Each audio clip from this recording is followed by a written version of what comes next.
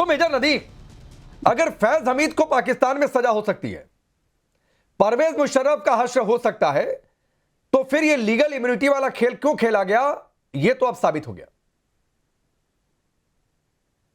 देखिए, chief of defence forces हैं और आप लोगों को जिस तरह उन्होंने सिंदूर में ऑपरेशन सिंदूर में धूल चटाई है, तो उसके बाद डेफिनेटली आप लोग ये सवाल कर रहे हैं, क्योंकि आप लोगों को पता है कि ये अब चीफ ऑफ डिफेंस फोर्सेस बन गए, तो ऑपरेशन सिंदूर 2 का अब चांस तो बिल्कुल ही खत्म हो गया। तो आगे जो 3-4 आप बना रहे थे वो सब अब खत्म हो चुके हैं। तो इसलिए डेफिनेटली कि उनकी टर्म जो है वो ये अब नई टर्म स्टार्ट होगी 5 इयर्स की। डेफिनेटली इस टर्म के ऊपर जब वो होंगे तो ही विल कमांड, और उस कमांड में उनको डेफिनेटली इस तरह की इम्यूनिटीज जो हैं ये हासिल होती हैं, जिस तरह से दुनिया भर में इस तरह के जो रैंक्स हैं उनको। और being field marshal he is hero of the operation Sindoor. तो ये नहीं मेजर नदीम, ये हीरो जीरो पर आऊंगा। पद पर रहते हुए इम्यूनिटी मिले, इस बात को तो मैं भी समर्थन कर देता हूं कि जब तक सीडीएफ के पद पर आसिम मुनीर है, इम्यूनिटी मिल जाए पाकिस्तान में, और एक तरीके से मिलनी भी चाहिए, मैं गलत भी बहुत नहीं मान रहा हूं। लेकिन लाइफ लॉन्ग इलीगल इम्यूनिटी किस लिए? मतलब आप खेल कर रहे थे, काले खेल के आप हिस्सेदार थे, या आपका पूरा खेल काला था, इसीलिए आपको लाइफ लॉन्ग इम्यूनिटी चाहिए, यह साबित हो गई। और पाकिस्तान के इतिहास को देखते हुए फील्ड मार्शल का रैंक लाइफ लॉन्ग है और लाइफ टाइम के लिए है, तो डेफिनेटली वो रैंक जब लाइफ टाइम है तो उसकी जो रिस्पेक्ट है, उसका जो ऑनर है, डिग्निटी है, वो ना भी ना ना लाइफ ना टाइम। मेजर नदीम, ये डर है। आप कह रहे थे 2, 3, 4 ऑपरेशन सिंदूर 1 में आपका ये हाल हो गया। 686 मिलियन की जो पैकेज आ रहा है, लोग ये कह रहे हैं कि ये अपग्रेड की आड़ में ये रिप्लेसमेंट है जो F-16 गिर गए उनके लिए। तो ये टाइमिंग को लेकर भी सवाल उठ रहा है। तो कितने बड़े जीरो को आपने हीरो बना रखा है, ये कहानी दुनिया देख रही है। देखिए, अब तो F-16 बन भी नहीं रहे, तो रिप्लेसमेंट तो दूर की बात है। बाकी जाहिर है कि इसके जो स्पेयर पार्ट्स और सेल्स ये था, और वो अल्हम्दुलिल्लाह अब ये 686 मिलियन का ये हो गया है। और अब इंशाल्लाह F-16 भी जो है जवाब देने के लिए आपके हमारी फजाओं में मौजूद होंगे। आपको पहले तो खाली J-17 थंडर और J-10C ने ये आप लोग का काम तमाम कर दिया, और ये इतने सारे जहाज वाज गिरे। जनरल साहब हंस रहे हैं मेरी बात सुनकर, तो इतने सारे जहाज गिर गए हैं। तो अब डेफिनेटली अब F-16 अगर होंगे तो फिर मैं समझता हूं कि अब आप आराम से सोएं। और नहीं, जनरल साहब थोड़े नहीं हंस रहे हैं, दोबारा कोई जनरल साहब भी हंस रहे हैं, आलिया शाह भी हंस रही हैं। और आलिया शाह आप क्यों हंस रही हैं, जरा मेजर नदीम को बता दीजिए। और क्या मेरा सवाल ये गलत है? मैं इसके बाद जनरल साहब आपके पास आता हूं। क्या मेरा ये सवाल गलत है कि लीगल इम्यूनिटी का डर था कि परवेज मुशर्रफ जैसा हश्र ना हो जाए? मतलब अब पाकिस्तान में ISI चीफ रह चुके आदमी को अगर 14 साल की कठोर जेल हो सकती है, तो कौन सेफ है फिर? तो ये डर था मुनीर को। तो एहतसाब है, एहतसाब, इस पे तो आपको जी, थैंक यू वेरी मच। देखिए, जहां तक बात है इम्यूनिटी की, तो वो तो आपको पता है कि 27th अमेंडमेंट के बाद जो है वो तो ना सिर्फ ये कि फील्ड मार्शल, बल्कि जो प्रेसिडेंट है और कुछ और बहुत सारे ऐसी अथॉरिटीज, उनको बहुत सारी ऐसी इख्तियारात हासिल हो गए हैं जो कि लाइफ लॉन्ग हैं, लाइफ टाइम हैं। बल्कि यहाँ तक मैंने देखा कि अब तो जो ब्यूरोक्रेट्स हैं उनको सिर्फ ये इख्तियार होगा कि वो डुअल सिटीजनशिप रख सकते हैं, बाकी किसी को नहीं होगा।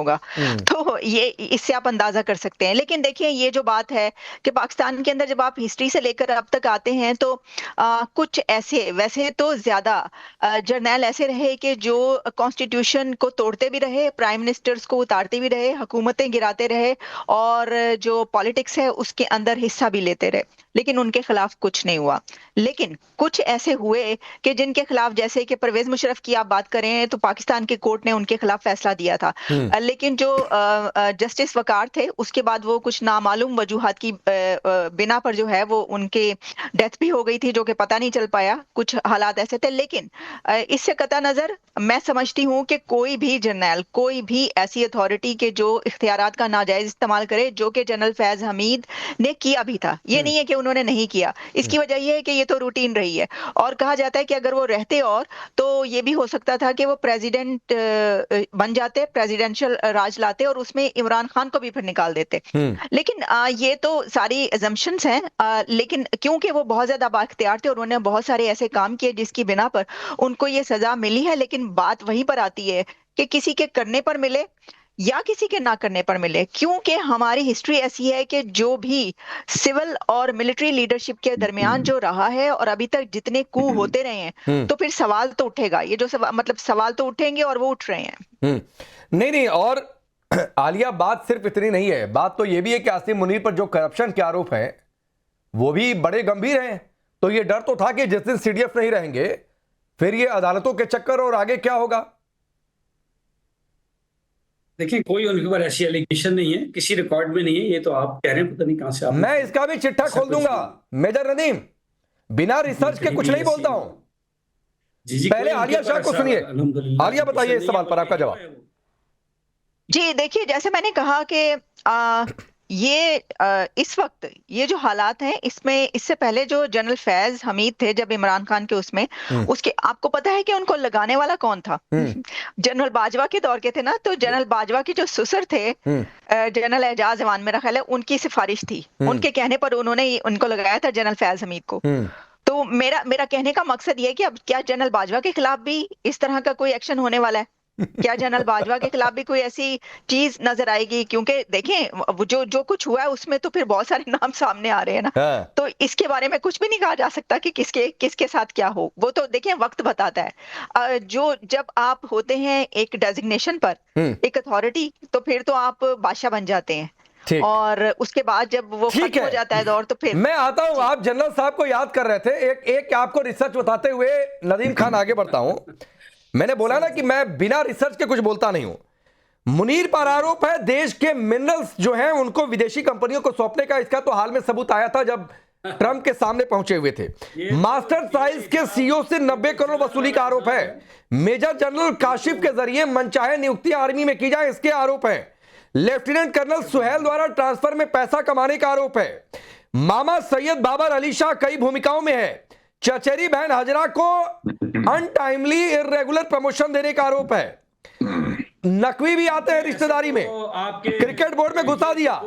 दुबई में पत्नी की संपत्ति का जो पूरा डिटेल था लीक हो गया। 16 अरब रुपए अमेरिका भेजने का आरोप है आपके इस सो कॉल्ड फील्ड मार्शल और इस फील्ड मार्शल आसिम मुनीर पर। तो ये है चिट्ठा पत्रा। आप छोड़ दीजिए सीडीएफ पर रहते हुए बतौर आर्मी चीफ क्या किया नहीं किया। ये चिट्ठा खुलता, इसलिए लीगल इम्यूनिटी चाहिए थी। अब पाकिस्तान में तो कोई ऐसा नहीं है सर। आप आंखें बंद कर लीजिए, भरी दोपहरी में अंधेरा है। आंखें खुली हैं। हाँ, आंखें बंद कर लीजिए सर, रात का समय है। कौन कह रहा है दोपहर है? कौन कह रहा है शाम हुई है? बंद करिए आंखें मेजर नदीम। आपको देखिए चारों अंधेरा दिखेगा। खुली हुई है अनुसर, सब लोग कहते हैं डर तो साबित हो गया मुनीर का। आप देख जो फैज हमीद का हाल हुआ है वो देखकर बिल्कुल, इसमें कोई संदेह नहीं है। देखो, मैं 2-4 बातें बताता हूं बिल्कुल साफ। ये जो आंखें खुली होने की बात कर रहे हैं मेजर साहब, आपको मैं इतना बता दूं कि 7 मई के बाद से इनकी आंख तो लगातार बंद है। 7 मई में और 7 से 10 के बीच में क्या हुआ, बाकी कोई माने या न माने, प्रोपेगेंडा आप जो मन में आए करते रहें। जो सेना होती है, जो सेना अध्यक्ष होता है, उसको इस बात का पता होता है कि वो जीता है कि हारा है। और वो उनके जितने भी बयानात आए हैं, चाहे वो फ्लोरिडा में कहे गए ये बयान हो कि मैं आधी दुनिया तबाह कर दूंगा, या कहीं कुछ कहा हो, वो तमाम सेल्फ डिफीटिंग आर्ग्यूमेंट्स हैं। और वो सेल्फ डिफीटिंग आर्ग्यूमेंट सिर्फ उस जनरल से आ सकते हैं, 1 मिनट प्लीज, जो जिसको कि पता है कि उसको क्या हुआ है ऑपरेशन सिंदूर में। एक बात और मैं बता दूं, ये मेजर नदीम जो बोल रहे हैं बिल्कुल ठीक कह रहे हैं कि जो आसिम मुनीर है वो ऑपरेशन सिंदूर का हीरो है, क्योंकि ऑपरेशन सिंदूर हमारा ऑपरेशन था। इन्होंने पता नहीं कौन सा बनियानुल्लाह का वक्त डाला था। तो अगर पाकिस्तान जीता होता तो वो बनियान वाले ऑपरेशन के हीरो माने जाते। ऑपरेशन सिंदूर के हीरो हैं क्योंकि ऑपरेशन सिंदूर में उनकी वजह से उनकी सेना ने जबरदस्त मार खाई है। वर्ल्ड रिकॉर्ड 316 किलोमीटर दूर जाकर के इनके एवेक्स को ध्वस्त किया है। नूर खान एयरपोर्ट पे हमला हुआ है, इसका उसको माना था इनके। एक minute please major please. Shahbaz Sharif ने पार्लियामेंट में कहा कि 2:30 बजे रात को मेरे पास फोन आया असीम मुनीर का कि नूर खान पे हमला हो गया है और चकलाला पे और रहीम यार खान पे हमला हो गया। तो ये बात तमाम, अगर नूर खान पे बम गिर रहा है इसका मतलब यह है कि आपकी जितनी भी एयर डिफेंस और इलेक्ट्रॉनिक वॉरफेयर रास्ते में लगी हुई थी सब बिल्कुल नाकाम सिद्ध हुई है। ये एक बार नहीं कई बार इस बात को बता दिया गया। अब जो मेन मुद्दा है वो मैं बता रहा हूं आपको। मेन मुद्दा यही है देखिए जिन चार्जेस के ऊपर फैज हमीद को 14 साल की जेल हुई है, उन चार्जेस को अगर लेवी किया जाए तो पाकिस्तान आर्मी के हर एक अफसर को जेल हो सकती है 14 साल की, क्योंकि वो 4 चीजें ऐसी हैं उनमें पाकिस्तान आर्मी का हर एक अफसर लिप्त है। पाकिस्तान की आर्मी पॉलिटिक्स में जितनी लिप्त है उतनी दुनिया की कोई और दूसरी आर्मी पॉलिटिक्स में इतनी लिप्त नहीं है। 4 बार डायरेक्ट पॉलिटिकल मिलिट्री रूल हो चुका है पाकिस्तान में। उसके अलावा लगातार पाकिस्तान की आर्मी जो है वो नहीं ये गफ्फार साहब, ये अदावत का खेल चल रहा है।